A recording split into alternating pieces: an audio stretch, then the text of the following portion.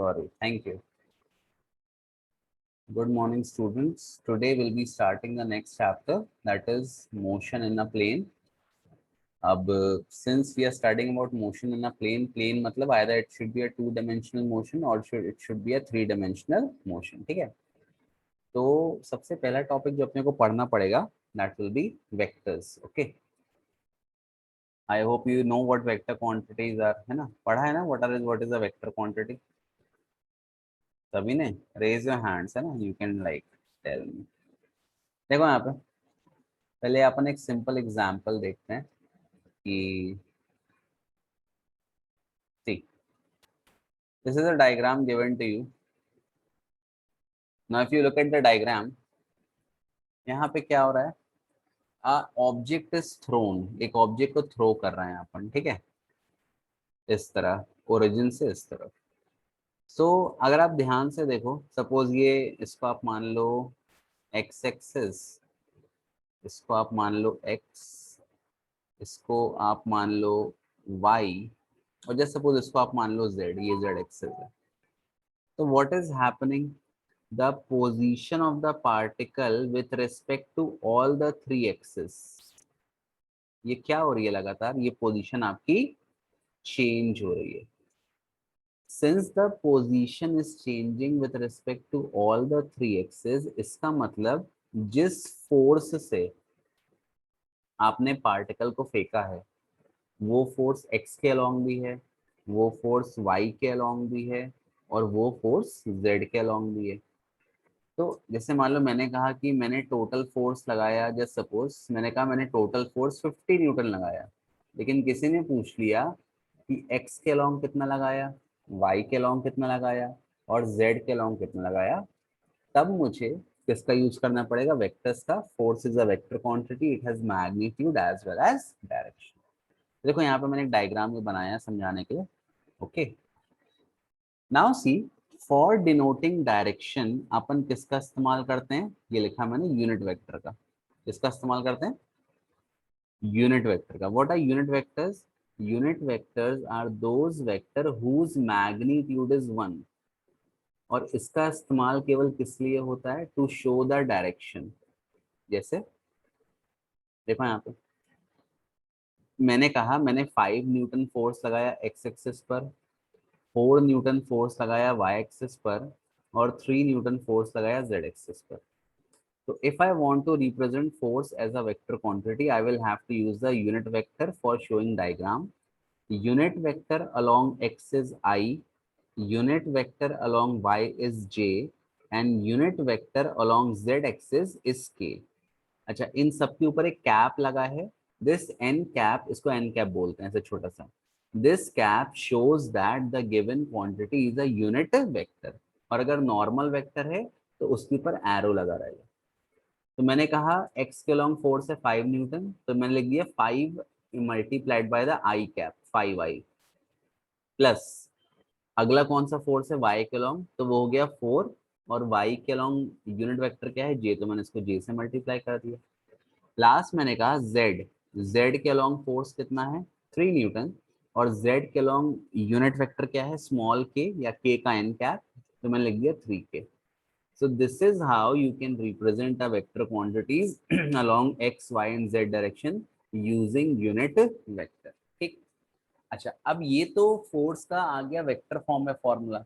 अब किसी ने कह दिया कि टोटल फोर्स आपने कितना लगाया, तो टोटल फोर्स के लिए फॉर्मूला क्या है, द टोटल फोर्स F, इसका जो मैग्नीट्यूड है, मैग्नीट्यूड कैसे देते हैं बेटा, ऐसे मॉडुलस लगा दो, ये सामने ये दो पैरेलल लाइन है ना, इसको मॉडुलस बोलते हैं। ये हो जाएगा अंडर रूट ऑफ ये आई वाले के साथ जो कोफिशिएंट है उसका स्क्वायर, प्लस इसका स्क्वायर प्लस इसका, तो आपका नेट फोर्स कितना आ जाएगा, 5 square plus 4 square plus 3 square. तो if you want to find the magnitude of a vector quantity, मान लो कोई वेक्टर ए दिया है, vector A is given by A I plus B J plus C K. इसका मतलब क्या हुआ, इस वेक्टर का एक्स एक्सिस के अलोंग कंपोनेंट ए है, वाई के अलोंग कंपोनेंट बी है, और z के लॉन्ग कंपोनेंट c है, तो ये तो वेक्टर फॉर्म में हो गया। और किसी ने कहा कि इसका पूरा मैग्नीट्यूड बताओ, कैसे इसका मॉडुलस कर दो। This is equal to under root of a square plus b square plus c। So this is the formula for magnitude of a vector, and this is a way of representing a vector quantity by using unit vector। ठीक, तो अगर मैं unit vector की बात करूं तो mod i is equal to mod j is equal to mod k, ये सब किसके बराबर आएगा, 1 के बराबर आएगा। इसका मैग्नीट्यूड 1 है। तो यूनिट वेक्टर क्यों इस्तेमाल होते हैं, only for showing the direction. Clear है इसी सभी को? If it is clear please raise your hands. Akshit, Sanya, Adarsh, Varsh, सभी को क्लियर। श्रेया, पारुल, अर्पित, अंजलि, सान्या, सूर्यांश। Very good. आरुषि, स्नेहा। चलो ठीक है, आगे बढ़ते हैं। ठीक, अब देखो आगे बेटा, you can make your own notes, you can solve as many questions as you like. मैं जितने करवा रहा हूँ वो तो करने ही है, बाकी आपको एक्स्ट्रा जो भी करना है आप कर सकते हो। The more you solve the better you will be, and you are in class 11। Please अब ये सब सवाल मत करना सर कौन से क्वेश्चन करने हैं, कौन से नहीं करने हैं, क्या करना है। ठीक है, बच्चे वाली अब हरकतें छोड़ दीजिए। चलो आगे बढ़ते हैं। ठीक, तो this is how you can represent a vector. अच्छा, अब मान लो सपोज मेरे पास दो वेक्टर क्वांटिटीज हैं। So if you want to add two vector quantities or if you want to subtract two vector quantities, तो कैसे करोगे, देखो यहाँ पे suppose I have a vector quantity A, इसकी वैल्यू है a1i। who has done this? Wait,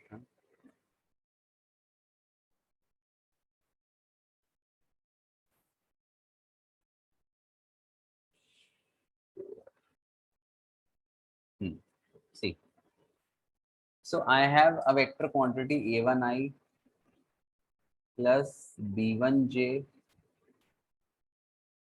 plus c1k, and I have another vector quantity b given by a2i plus b2j plus c2k। अब किसी ने कहा find vector a plus vector b या vector a minus vector b।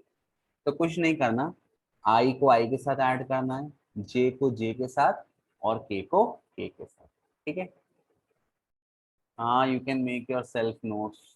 ये हो जाएगा a1 plus a2 into I plus b1 plus b2 into J, है ना, ऐड करेंगे तो जे मैंने कॉमन निकाल लिया, plus c1 plus c2 into के। So this is how you can add two vector quantities. You just have to add I with I, j with j, k with k. अगर minus करना तो वही a1 minus a2, b1 minus b2 और c1 minus c2। This is how you can add और subtract two vector quantities। इनका जो product है वो अभी अपन आगे पढ़ेंगे। ठीक, now let's move on to the next topic।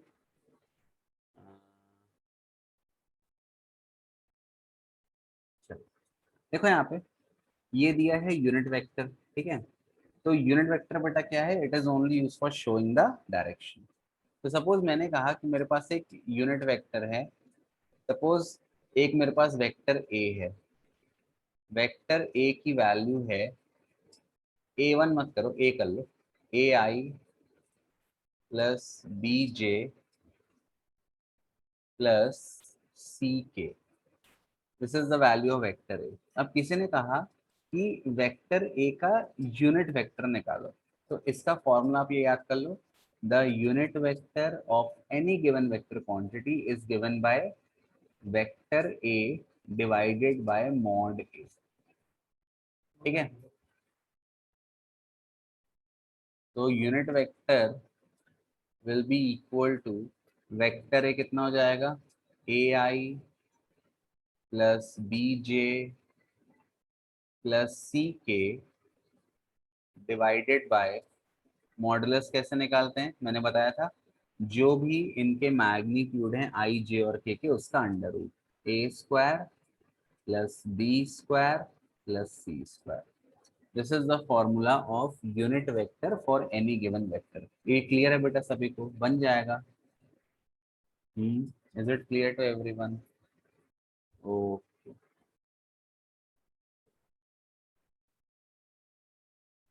बन जाएगा ना बेटा? हम्म तो अब यूनिट वेक्टर का एक नंबर का क्वेश्चन आ सकता है कि भाई ये यूनिट वेक्टर है, इसमें क्या है, कैसा है और कैसा नहीं है। ठीक, तो देखो यहाँ पे क्वेश्चन दिया है, this question is given to you, इसको सॉल्व करके बताओ कितना आंसर आ रहा है। ये, ओ सॉरी, तो ज्यादा ही बड़ा हो गया।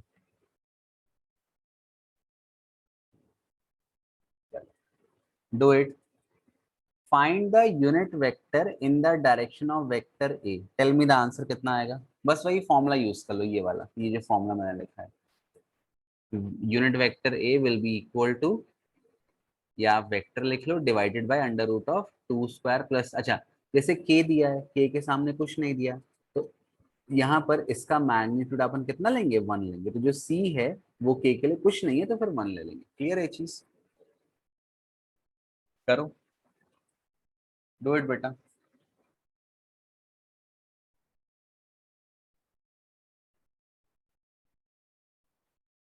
Do it and tell me the answer.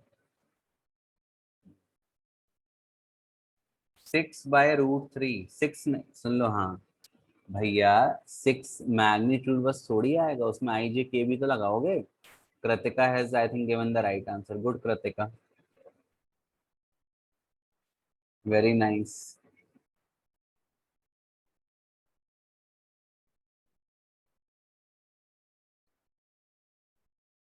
और किसी का आया आंसर? देख लो कैसे करना है, बहुत इजी है। Unit vector A, unit vector A will be equal to vector A upon mod A, ये फॉर्मूला है ना।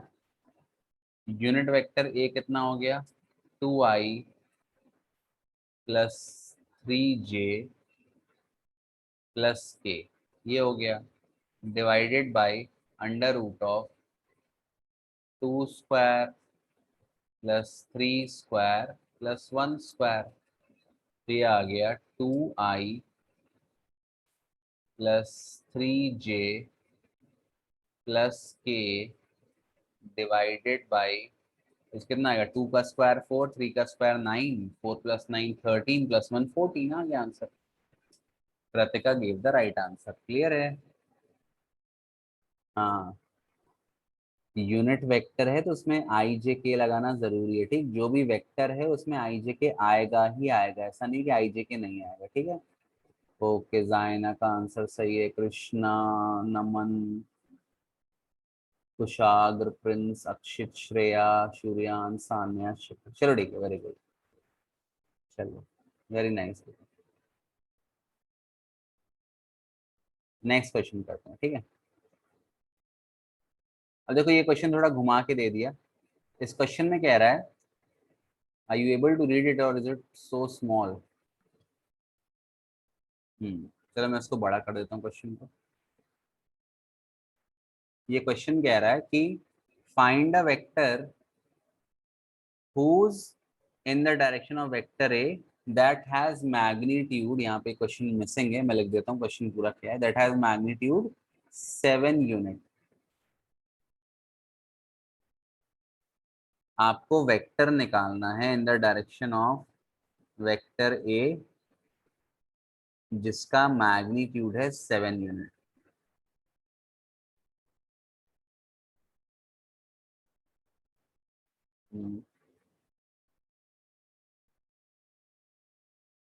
अब सुन लो, यहाँ पे यूनिट वेक्टर नहीं निकालना है, क्वेश्चन थोड़ा ट्रिकी है, यहाँ पे ध्यान देना। कह रहा है find the vector in the direction of vector ए। अब कभी भी ये सवाल बोल देना कि इन द डायरेक्शन, तो इसका जो डायरेक्शन होगा वेक्टर ए का, तो वेक्टर ए का डायरेक्शन कौन देगा बेटा? यूनिट वेक्टर ए देगा। तो कह रहा है find the vector in the direction of vector A that has magnitude 7 unit. तो मान लो वो वेक्टर सपोज पी है ना, पी मैंने मान लिया, तो आपको वेक्टर पी निकालना है। ठीक, वेक्टर पी आपको निकालना है। अब कह रहा है in the direction of A.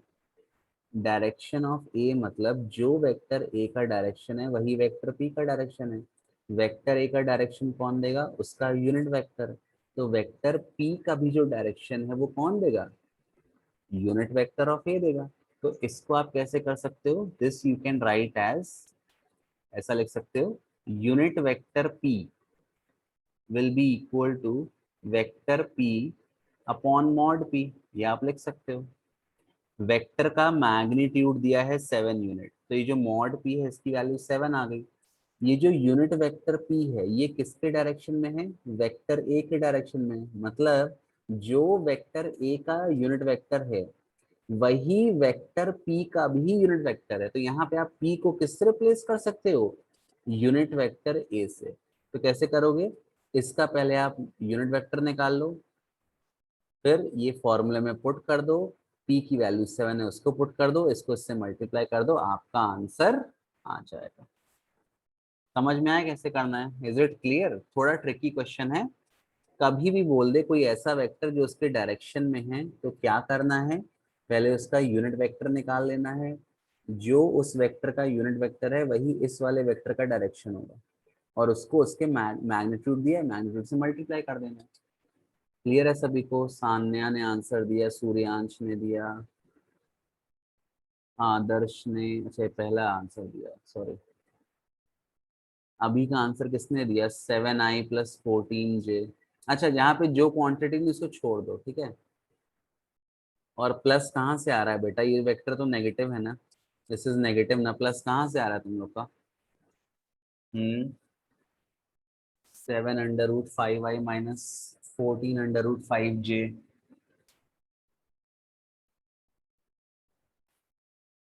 Sir है, सर माइनस है। और कोई करो, बताओ। देखो पहला काम क्या करो, वेक्टर ए का तुम यूनिट वेक्टर निकाल लो। निकाल लिया? वेक्टर ए का यूनिट वेक्टर कितना आएगा?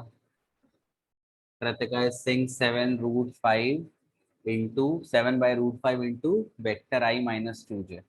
हाँ, कृतिका का आंसर सही है, वेरी गुड कृतिका। आदर्श का भी आंसर सही है, सान्या का भी आंसर सही है। चलो गुड। बाकी लोग को नहीं बन रहा बेटा? अरे भैया यूनिट वेक्टर निकाल लो। जो वेक्टर ए का यूनिट वेक्टर है वही वेक्टर पी का यूनिट वेक्टर है। वेक्टर पी के यूनिट वेक्टर की जगह उसकी वैल्यू पुट कर दो। मॉड पी आपको दिया हुआ है 7, इसको आपका क्या आ जाएगा? Vector P will be equal to unit vector P multiplied by mod P, ये आपका फॉर्मूला आ जाएगा। मॉड पी 7 दिया है, unit vector P unit vector ए के बराबर, उसको निकाल लो, पुट कर दो। क्लियर है? तो कभी भी ऐसा बोल दे कि एक वेक्टर उसके डायरेक्शन में, तो उसका आप यूनिट वेक्टर निकाल लेना।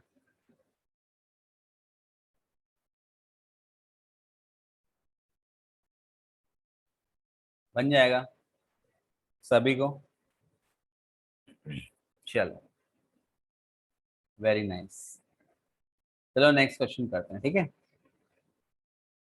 अतुल को बन गया, जायना को भी बन गया, very nice, very good very good. चलो नेक्स्ट क्वेश्चन, नेक्स्ट क्वेश्चन।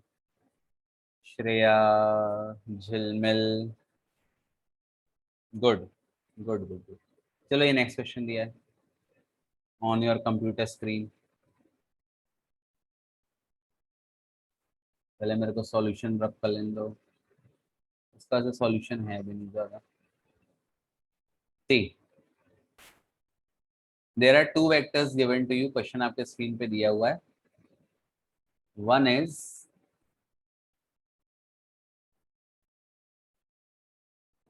कहाँ गया?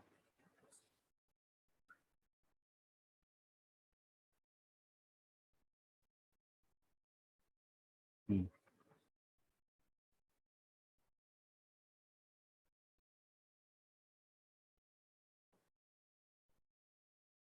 हम्म, लिख लो question.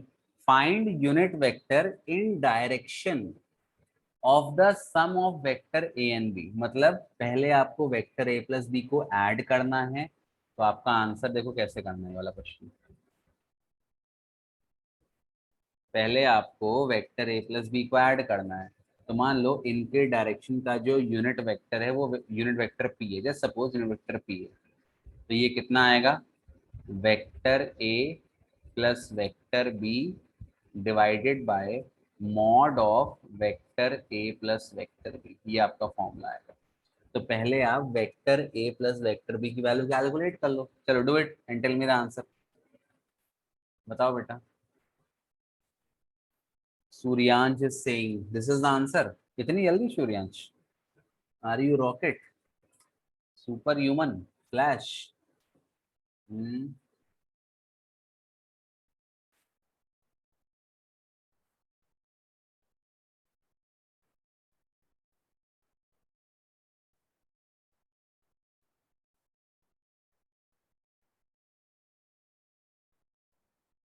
Kritika has given the answer. Good Kritika. Krishna has given the answer. दोनों का आंसर सेम आ रहा है, मतलब सही है। Sonia has given the answer, Atul has given the answer. Easy है ना, यूनिट वेक्टर बन जाएगा, कैसे निकालना है। हम्म, क्लियर है बेटा? Oh, that's good.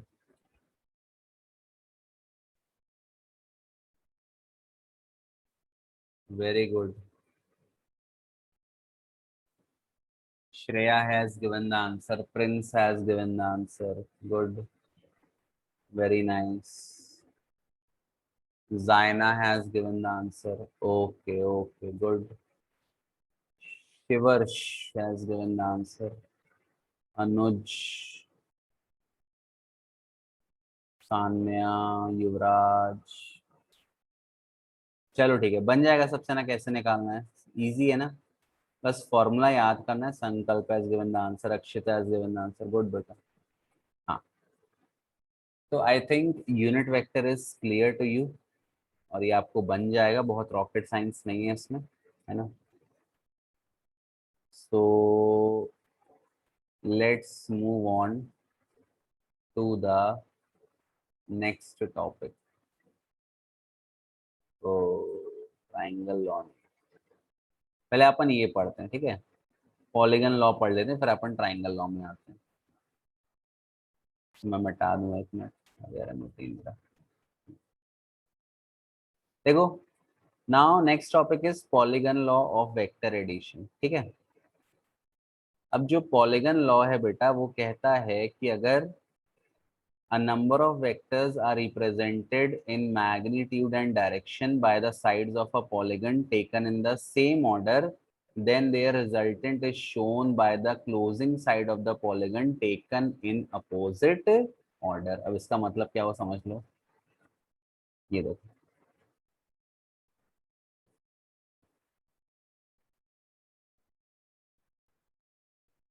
ये इसका स्टेटमेंट भी आप याद कर लेना, ठीक है ना। Statement is also important.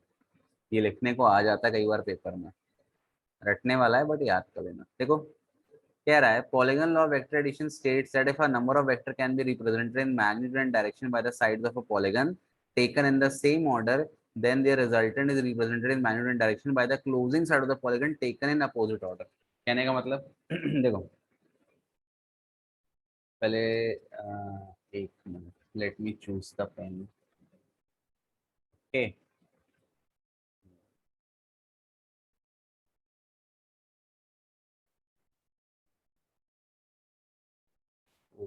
क्या हो गया, wifi manual, what has happened.